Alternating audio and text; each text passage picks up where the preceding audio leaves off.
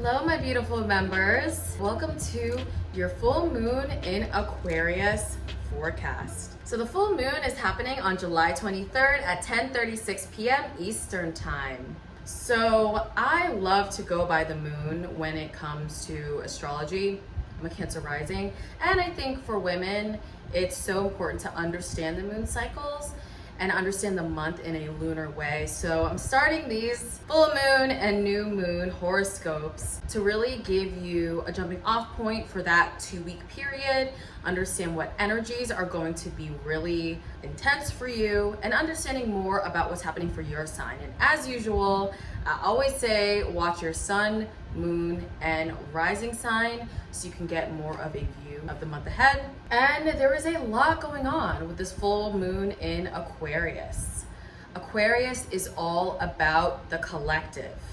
Aquarius is ruled by Saturn and Uranus in modern astrology. Saturn is the ancient ruler of Aquarius. And essentially with this Saturn and Uranus ruled full moon, this is going to really highlight in your life where you need freedom.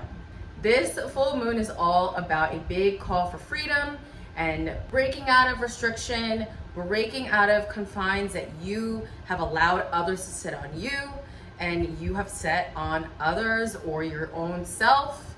This is about full-on liberation. Let's just get into what a full moon means. So a full moon is when the moon forms a direct opposition, which it's opposite in the sky from the sun. And so that's what gives this full moon a big appearance. Full moons signal culminations.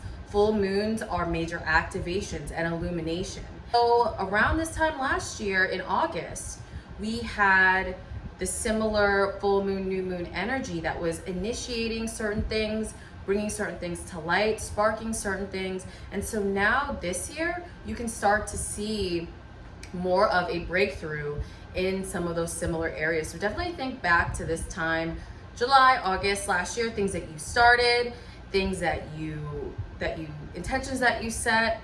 Definitely think back to that time because this is really going to activate what is not right for you in those situations. So going back to Aquarius, so this full moon is really activating Aquarian energy. Saturn is all about restriction.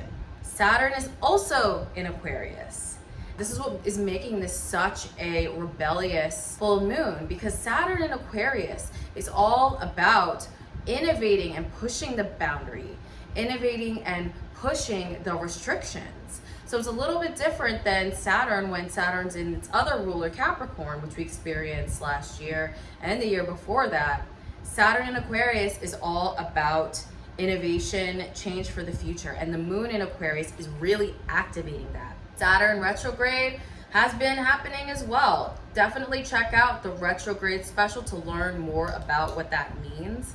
But in general, Saturn in Aquarius has been pushing the collective on a collective scale to really change and innovate, especially with things like climate change, things like women's rights, things like social justice and racial equality. All of these issues that are consistently put under the rug are now all coming to the surface. I mean, you can definitely see it in the news about the weather. All over the country, we've been having fires, we've had flooding. I definitely saw yesterday there was huge flooding in London. All year, Texas, there was that huge snow-nado situation, and people are dying from the heat, literally. The society and the elites and the people running this country and running this world do not care. You know, we can see them just blasting off into space and not giving a second thought to what's going on here on planet Earth.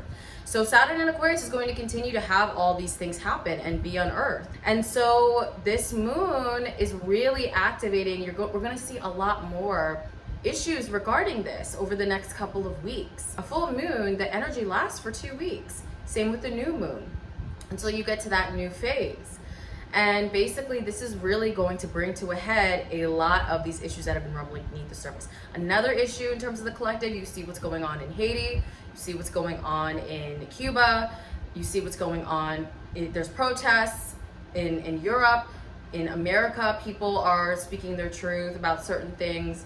you can really see a lot of this come to a head on a global scale. And it's really going to happen during this full moon and over the next couple weeks. Another thing to definitely take a look at and definitely consider. So the other part of this full moon, so we have the moon in Aquarius. So we got innovation, change, activating Saturn retrograde in Aquarius, lessons upon lessons be coming up. On the opposite end of the spectrum, we have the sun in the expressive sign of Leo. Leo, as we all know, is all about creativity, self-expression. Leo can represent like royalty or elites. So Leo is really encouraging us all and encouraging the collective to truly stand in their truth in terms of their voice. This full moon is bringing tension. If you're in situations that are not serving you, if we're in situations where it's like the collective isn't being served, society isn't being served, people are suffering, people are gonna get tense and they're going to react. So that's really what's going on right now on a global scale with all the events that are happening. For instance, in Cuba, I keep seeing TikToks on the ground of what is actually going on because their government is actually silencing them. Like, they're not even allowed to post about it or talk about it. There's no internet. So the only way that I know what I know about what's going on is from bits on the news and what people are able to get out on social media and probably to family members who live in the States. Basically, this is really just activating people's voice and the need to take action. That Leo sun, Leo is outspoken. Leo wants Leo's voice to be heard. And with this opposition, that is what is going to happen. So another thing that is really influencing this full moon is Venus in Virgo is going to be opposite Jupiter in Pisces during this full moon. So Venus in Virgo, Venus is the planet of love and beauty, creativity. And Venus, we have to remember dignities and debilities. You know, I love to talk about these. Venus is in its stability in the sign of Virgo. So that is something to definitely note. We have been lucky for a little bit. We just wrapped up Venus in Leo this month. We've had Venus in Pisces. We did have to go through Venus in Aries though, and Venus was in its stability, and that was around Aries season. We had to go through that when we started entering into the spring. So now with Venus in Virgo forming an opposition to Jupiter, which is actually in its best sign, this is in its dignity, they're forming an opposition with each other. So at the same time, Venus is still Venus, but we have to remember Venus is in its stability. You know why? Venus is in its exaltation in the sign of Pisces.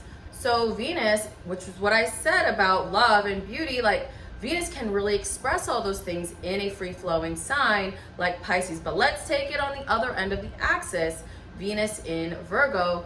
What's Virgo? Discernment, details, hypercritical, grounded, analytical. This is not those things, so it has to take a little extra effort, or there can be some shadow or some challenges with Venus. And also Virgo rules health.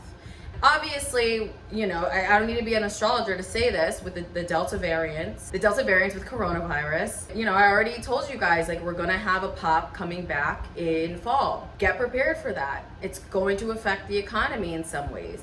Don't get all wrapped up in the summer being like willy-nilly. Get to work, do your work, stabilize yourself, financially stabilize yourself, emotionally stabilize yourself, work on your manifestation, work on your magic, stay in touch with the astrology, do your work, like what interests you, what can earn you money when the system starts failing us again, because it's not built to serve us. So we have to think of ways to get outside the system.